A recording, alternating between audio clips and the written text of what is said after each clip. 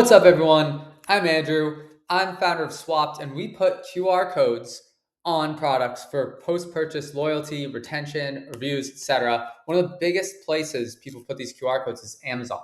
And one of the biggest questions I get is this Amazon compliant? Is Amazon okay with this? So I'm going to walk you through creating a case log on Amazon that gets official approval. I've done this a ton of times before, but people don't believe me. So I'm going to do it live. I'm going to send these results regardless of the updates.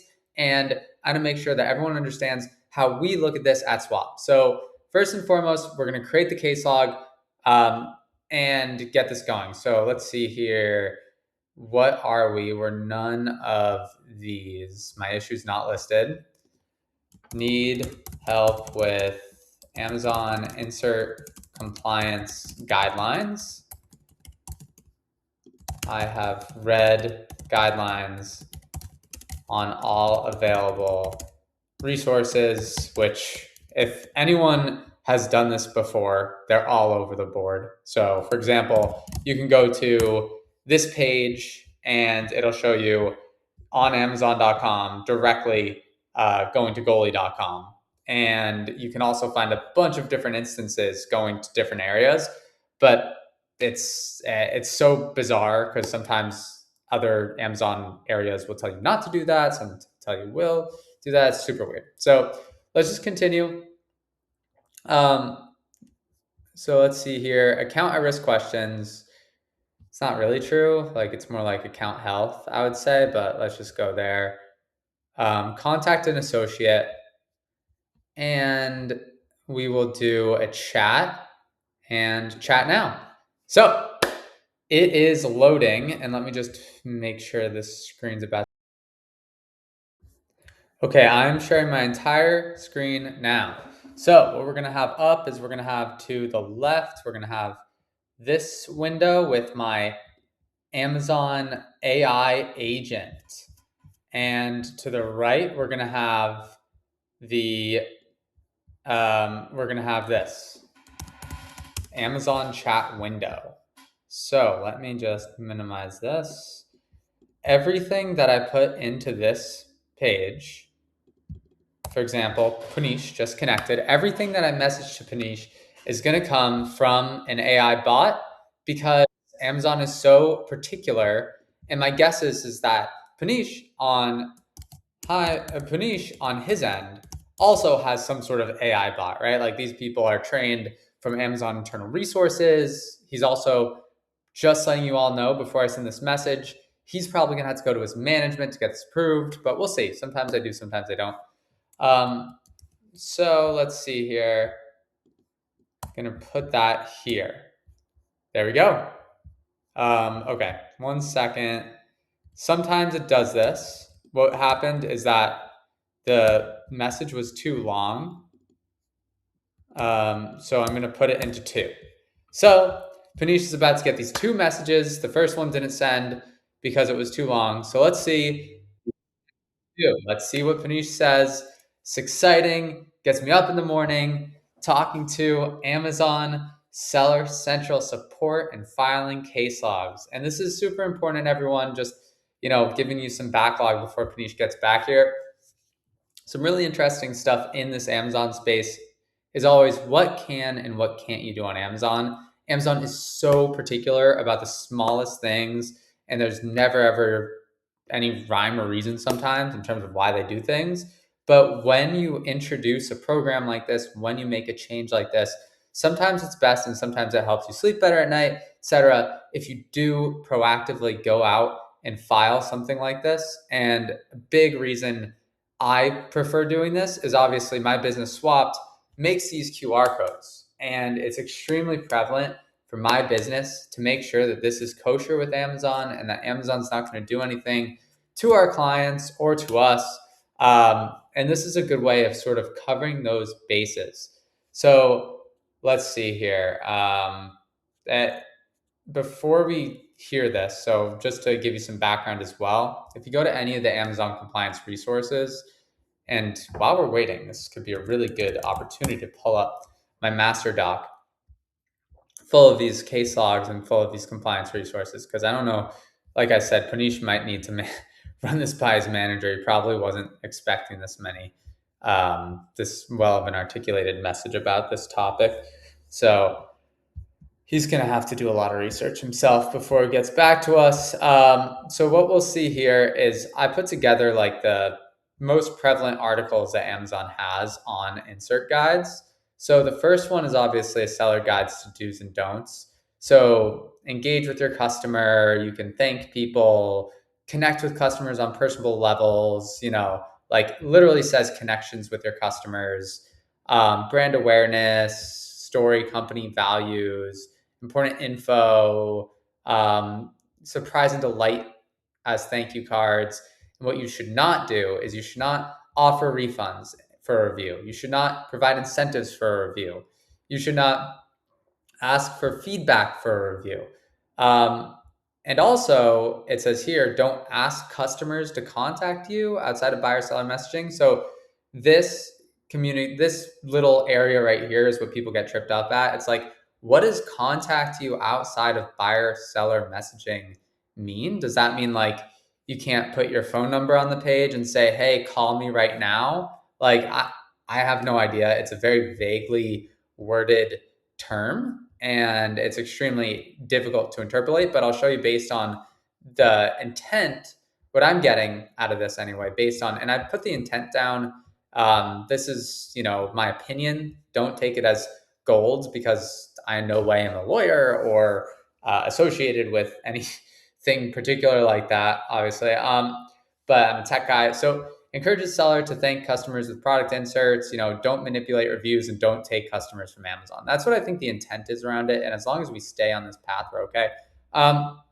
Which is why we always offer one-time use Amazon discount codes on these QR codes, right?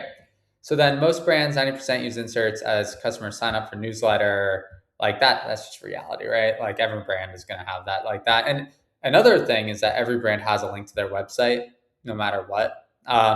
Most important thing is that it's, review manipulation. Oh, real quick, Panish. He understands my message. Okay, thanks, Panish. So he understands that we're contacting them regarding my proposed product insert flow. Okay, let's see what he has to say. Let's give him a second. And let's go here. Okay, so the next one while we're waiting for Panish. Seller code of conduct. So this basically says you cannot do anything. Like obviously Amazon's going to be strict about doing anything on their giant seller code of conduct because this is what marries you to Amazon. And this has to be reflected on their website. So like on Amazon.com. Oh, okay. Check this out from Banish. Based on review, your proposed insert structure appears to be largely compliant with Amazon's policies. The following elements align with our guidelines. Product information, setup guides, directing customers through QR, fully compliant. Optional loyalty is acceptable. Acceptable. As long as it does not incentivize reviews or manipulate customer feedback. So there we are, folks. We got it from the source itself. He asked his management. He said, hey, can we do a loyalty thing? We got it. So give me 1 second to walk you through the insert guideline video, and then we're going to push Panish a little more. And it's going to really get to his management, right? But one thing, this is really good backdrop before I ask Panish the next thing. You're able to add inserts that thank customers for their purchases and request they leave a review based on their experience. So this is from the insert compliance video itself, right? So like it says you can leave a review. So you must thank customers neutrally. Okay, so let's ask him this. Hi, Panish. Or always do AI bot. Always do AI bot, right? So we're going to copy and paste this into AI bot. I almost screwed up my own rule.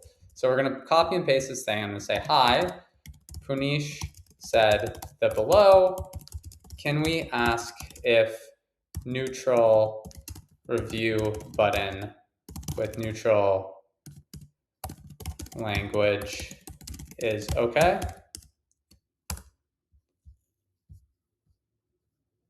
So let's see what he says. So as ChatGPT gets back, basically like the whole thing is that you can do inserts that lead people to different things, but you just can't manipulate the review itself. So um, let's grab this and paste it, right? So in this case, right, we're gonna get the reward or incentive, no reward or incentive for the review, and the review button would be optional. So let's see what he says here. So, but basically, like Panish is saying all the stuff I'm putting down in this master doc, right? Of like, you're able to add inserts and request failure for review, and you can do loyalty, and you can do this and that. And if you look here, it sends them to D2C. So, like, insert policy is a lot different than what you see on the seller code of conduct for the most part. And every single case log I've had, and it's funny because people are like, oh, this is super risky. I've met with service providers that do like totally different stuff. All of them have warnings on their accounts for like the most random stuff, right? And it's like inventory management or this or that kind of product. But I've never gotten a warning for, and none of Swap's customers have ever gotten a warning. Obviously, you're hearing it from me, the guy that founded Swap. So obviously, like I'm incentivized to tell you that Swap hasn't had an issue, but it's true. I'm not doing this because I'm a masochist and like pain. I'm doing this because I truly believe that this is something that A is extremely helpful to sellers, like being able to push your customers, engage with your customers, get specific contacts and relationships with your customers in order to increase product purchases is extremely important, right?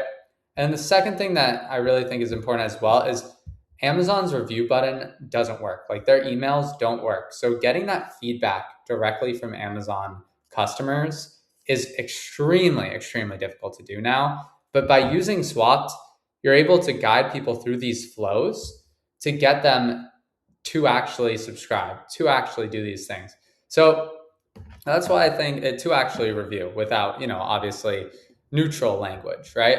Optional neutral language with no incentives attached.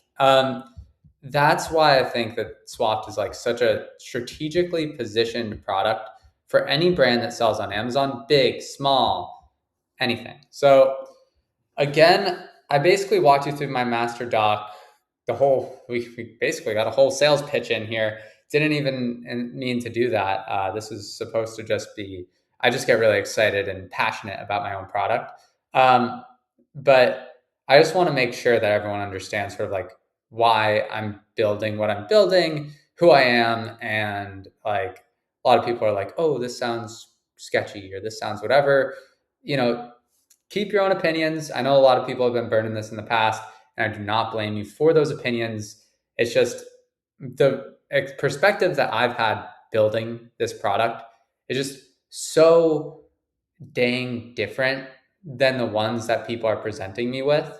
And I have seen so many issues with, you know, other services and other approaches and this and that. And I truly believe ours is extremely differentiated and sticks out from the mold of all these other services, right? Like I'm not I'm not going about this. So let's see here. Must advise that leaving a review button on your product insert page would not be compliant. Amazon policies prohibit sellers from asking for reviews through product inserts or any materials included with products. This restriction applies regardless of whether the request is neutral, incentivized, or conditional. The policy is designed to ensure that customer reviews remain organic and uninfluenced. Okay, so this is where Panish is definitely lining up a little differently than what I've heard in the past. Let me add, but again, they have to be very careful around this because if I took this and I threw the review button like halfway through this step or something like that, it might be an issue. So let me clarify to Panish what I actually mean. So let's grab these screenshots. Let's grab them and actually attach them as a file. Here, let's throw this into ChatGPT. Hi, hi, Punish says, any chance can you make a message? You make a message clarifying further that I'll follow the approach in the insert guideline training video. Okay, so I will send Panish this screenshot. There we go. So let's add this screenshot. Oh no, oh boy. Hi, Panish.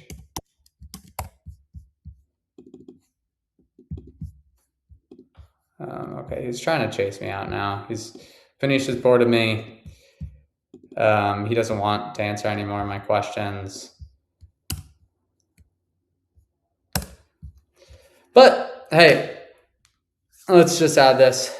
I didn't even read it, so hopefully ChatGPT got our back here. Hi, Panish. Thank you for your clarification. I appreciate you taking the time to explain how this is interpreted under the Customer Product Reviews policy. To ensure we are fully aligned, we will follow the approach outlined in Amazon's Product Insert Compliance Training video, Seller University, and related guidance. Specifically, we'll proceed without including any review requests or review button on the insert or through our landing page itself. Any review requests will handle only through Amazon's approved on-platform mechanisms, consistent with the training and Amazon's intent. Thank you for. Oh man, I really should have read that. ChatGPT is really screwing us up. Additionally, in the video, all right, I'll say additionally in the video, these screenshots I sent to Panish say, what do they say? ChatGPT is like, just leave Panish alone.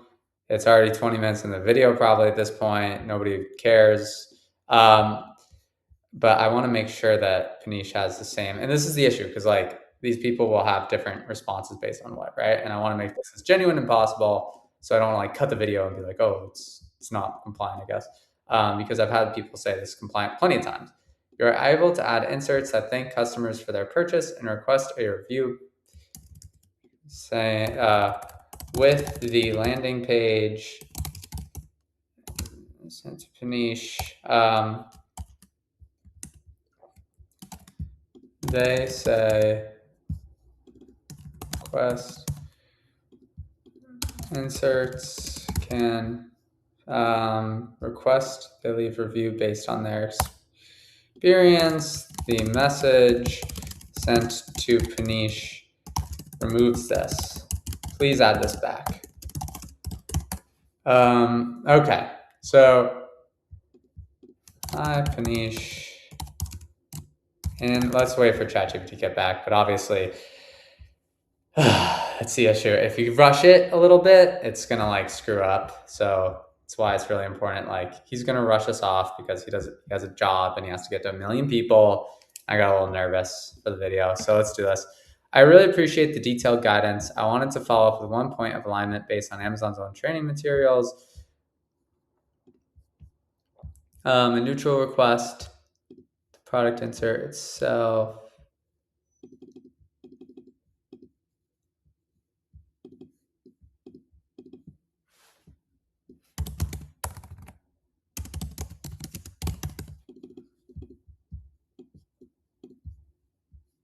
I don't like ChatGPT's answer. I'm gonna try this. Maybe it'll work. Hi Panish. In the, I'll put this here. In the flow described above, it says it's okay to give a review based on experiences, based on experiences. I'm not going to send this, but I'm going to send this to ChatGPT. 1 minute. Just compiling thoughts. Think the many. All right, and the product. Let's not let us rush this out. In the product insert compliance video, the guidelines state that inserts may request as long as there's views. All right, there we go. So this is basically like ChatGPT is saying, is giving us the option back. The first message obviously was a mistake. Again, we want to make sure that that's not the case. So let's do this.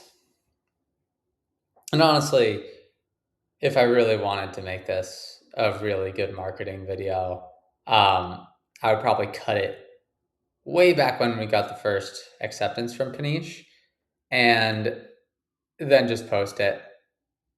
Probably would be better for me, but I just think that this is important because if we have this full cycle, like you'll understand as the end user here that like Amazon doesn't have one direct policy for anything. Amazon is very hairy. Amazon has all this stuff, and Amazon has different information in different places. And I think like the most important thing that I want to get at people is that a direct approval for this is possible. It takes a little time, yes. Sometimes you'll hear no, but upon clarification and showing them resources that Amazon has publicly available, Amazon itself will be able to, Amazon employees will be able to learn through this experience. Like if you think of how large of a system Amazon is, has so many bifurcated knowledge points, that what we're doing here is we're combining the bifurcation and we're surfacing the most relevant knowledge points that provide support for our case to these reps. Because specifically what he said above that was not kosher, right, is he said that leave a review on Amazon button on your inserts guide landing page would not be compliant, even if it's neutral. Amazon's policies prohibit sellers for asking for reviews. But this isn't true. Like, and this is why I think that, for example, I copy and paste into ChatGPT and then he copy and paste into ChatGPT. Because what's happening here is that he's specifically saying that there's a restriction here that doesn't exist. It almost feels like a hallucination, you know? Like it's like they have a trained Amazon GPT bot and they weren't really ready for this specific questionnaire. So what's happening is that I pasted something in and mine was hallucinated in a way that I didn't mean to, and his was hallucinating. So what he's going to have to do now, and this is something that's really interesting, is he's going to have to comb through this video and see the screenshot that I took, etc., and see if what I'm saying is accurate. And if it is accurate, then he'll probably get back to me, or he'll definitely get back to me, saying, "Hey, we're good," you know. So give him a minute.